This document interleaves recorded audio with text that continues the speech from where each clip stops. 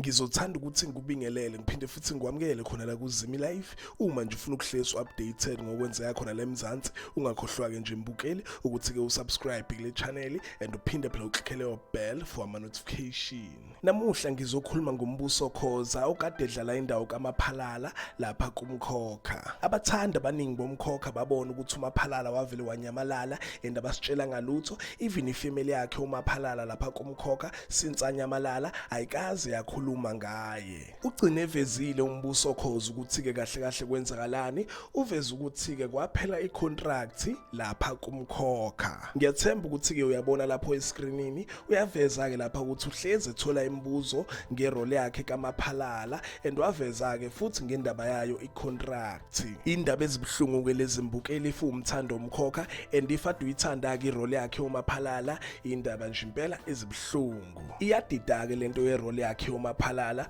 cause if ukhumbula kahle-ke mbukeli before bekunomunye uMaphalala kwaphinde-ke futhi kwafika omunye uMaphalala ade kumbuso Khoza and-ke futhi kubukeka sengathi-ke kuzoba nomunye futhi uMaphalala cause lokugcina uMaphalala uvele wanyamalala, okukhombisa khona ngokwestory ukuthi-ke uMaphalala uwumuntu osaphila futhi uwumuntu osazobuya. Ayikho into yamehlakalela embi ngenkathi enyamalala, ingakho-ke ngishilo before ukuthi-ke le ndaba yakhe uMaphalala iyadida. Yizo-ke indaba ade ngikuphathele zona lezi eyithinta yena-ke uMaphalala, indaba nje engemnandi especially-ke if uthanda umkhokha. Ngivala lapha-ke mbukeli, cela ukuthi ungakhohlwa nje ukuthi-ke ulike and-ke usubscribe. Ake ngithi-ke nje danke, ngiyazibongela.